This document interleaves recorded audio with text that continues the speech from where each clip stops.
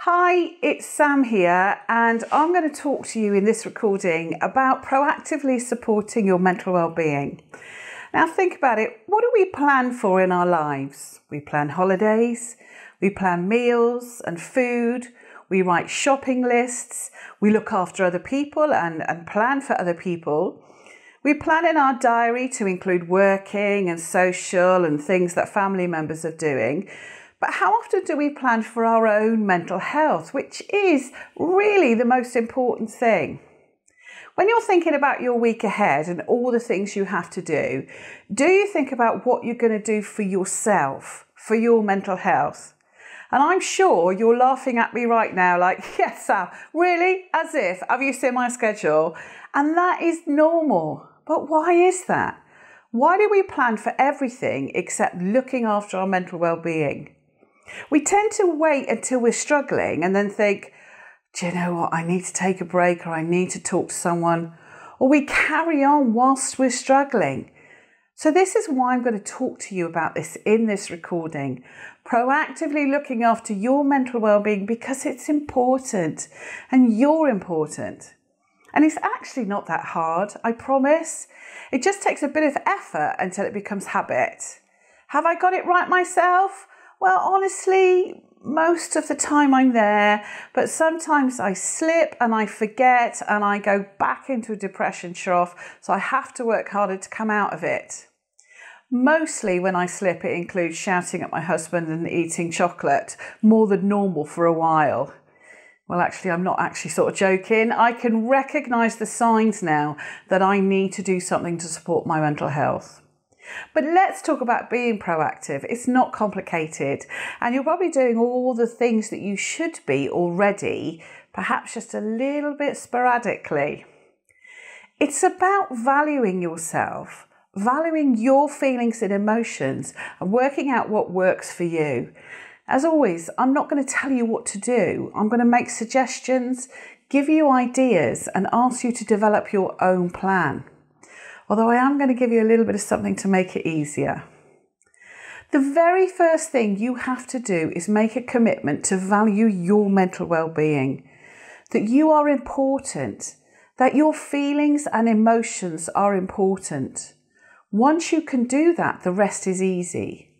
But I know that first step is hard. You work in the care industry, so by nature you're going to be empathic. You're going to be able to relate to people and people relate to you.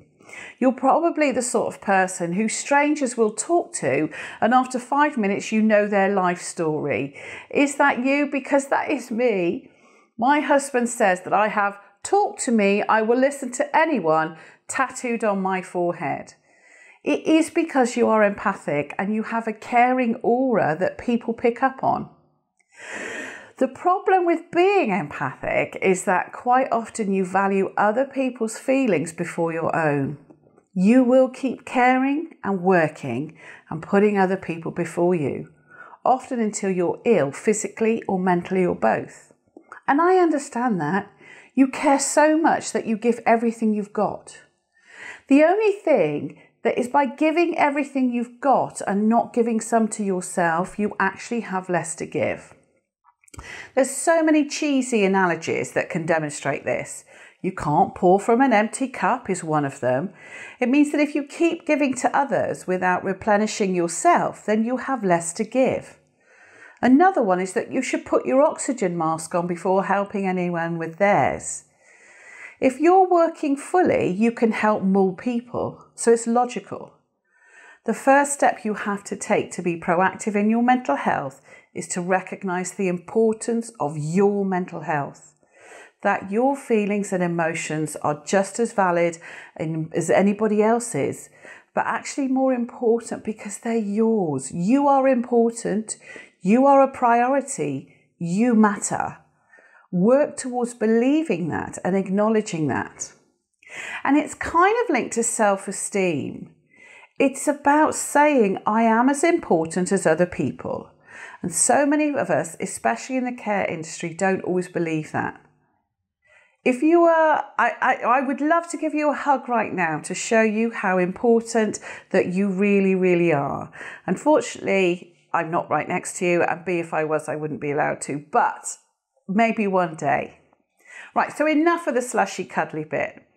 Let's move on as to how you can proactively support your mental health. Okay, there are 3 common factors. I think I got lipstick on my teeth, but that's okay. There are 3 common factors underpinning mental health issues. They are low self-esteem, social isolation, and ruminative negative thinking. So proactively working to look after your mental well-being is about working on your self-esteem, maintaining social support groups, and working at keeping a positive perspective. So let's start with your self-esteem. Are you quite hard on yourself? If I asked you to tell me 3 things you don't like about yourself and 3 things you do like about yourself, which 3 would you come up with more easily?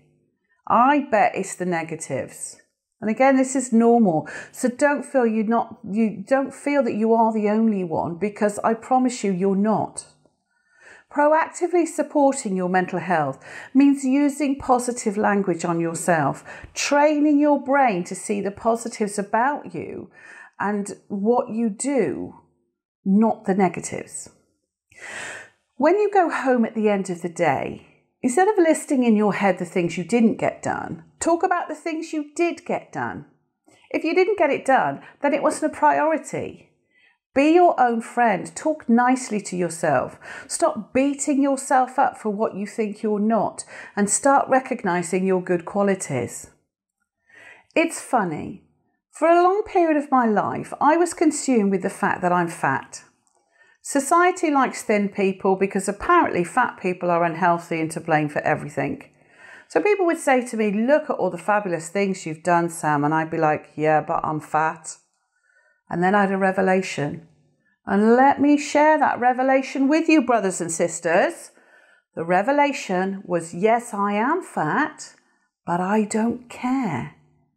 If I did care, then I would prioritize doing something about it. And if anybody can rock sexy fat, it's me. So now I remind myself of all my positives and all the things I've done. Am I still fat? Yeah. Is my house always clean and tidy? No. But that's not my priority. I've never seen a gravestone that says, here lies Sam, she was thin and her house was tidy.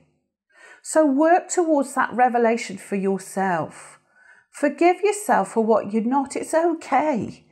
Celebrate what you are and remind yourself regularly. Take time each week to acknowledge your achievements and what you're proud of, what you did that week.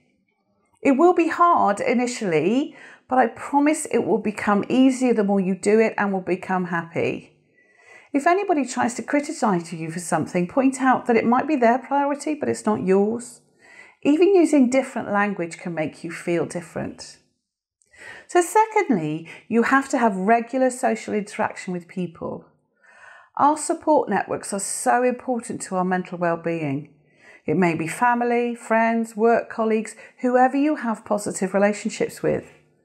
Take time to nurture those relationships. Spend time with people enjoying yourself, doing things you like. We feel better when we have positive interactions with good people. Nurture the relationships, plan social activities and prioritize them. If you keep missing or cancelling, ask, why do I do that and what can I do to ensure that they go ahead? Even just a coffee and a catch up with someone or a FaceTime call whilst you're doing something dull. We need people in our life. And it's also important that you undertake activities that bring you joy and are just for you.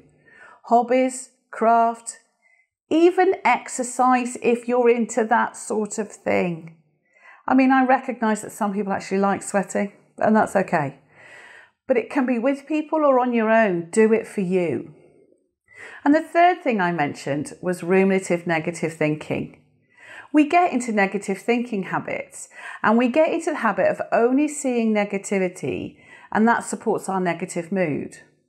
There's a parable I once heard, and I may have got a little bit wrong, but it kind of goes like this, okay? So there were 2 men from the same town who died and went to heaven. The first man asked the gatekeeper of heaven what heaven was like. I think the gatekeeper might have been St. Peter, but I wasn't there, so I'm not so sure. Anyway, the gatekeeper, let's say it's St. Peter, St. Peter Kirker said, what was it like in the town where you lived? And the man said it was horrible. Homeless people on the street, crime, naughty children, horrible people. St. Peter said, well, come on in, but you'll find heaven is the same. It was then the turn of the second man from the same town. He asked St. Peter, what is heaven like? And St. Peter asked him, well, what was the town where you lived like? Oh, it was lovely, said the man. People were friendly. Everyone looked out for each other, and I smiled every day. Come on in, said St. Peter. You will find heaven is the same. Our perspective is important to our mental health, and everything is about perspective. Research has shown that positive people live longer. Honestly, negative thinking is damaging to our mental and physical health. Positive people have better mental and physical health. Working proactively to nurture positive thinking is as simple as writing down 3 positive things that happened that day at the end of each day. It's called a gratitude journal, and it has been scientifically proven to rewire the brain. The more you do it, the easier it is to do, and it becomes habit and you feel happier. So I've talked about boosting your self-esteem. I've talked about having regular social interaction and thinking positively. And listen, thinking positively doesn't mean that, oh, my life is perfect. I'm going to run through fields of poppies eating chocolate forever in a white frilly dress. That's not positive thinking. Positive thinking means that you acknowledge all the good things that happen and you believe that when things go wrong, you will be okay. So each week, write a tick list of things you have to plan for your mental well-being when planning your diary. Include social activities, relaxation activities, hobbies, physical activity, something positively selfish, and one thing can cover several of those. When making plans, remember the rule is that the more detail you plan something in, the more likely it is to happen. So don't just write coffee with Sam. Write coffee with Sam, 3 o'clock, coffee shop, Thursday. Also think about what might get in the way of it happening and how you can prioritise that and not let it not happen. I don't think a double negative there is good, but you know what I mean. Get into the habit of your 3 grateful things at the end of each day. Set an alarm on your phone to remind you. At the end of the week, write down what you did well that you liked about yourself that week. To help you with the planning, I've cleverly designed a weekly planning sheet that you can use to plan for your mental well-being in the same way you can plan for your diary, covering most of the elements I've talked about. I use it, as I know lots of people do, to help them look after that help. And I know that JD, Phil and John will send it to you if you want it, or probably just send it to you anyway. Finally, write yourself a mental well-being first aid plan for when your resilience feels lower. Write down what the signs are that you have been neglecting your mental health. Then write down what you should do to help yourself feel better, who you should talk to, and what you need to remind yourself. My indicators are that I don't want to get out of bed or see people and I'm snappy. What I need to do is make plans and see friends and family, listen to music and dance and watch the things that make me laugh. I also need to talk to my husband about how I feel, and I need to remind myself that I am loved and worthwhile. And sexy, obviously. But listen, thank you for listening. Please do look after yourself. You're in an emotionally challenging role, so you have to. You are important. You are amazing. Be positively selfish.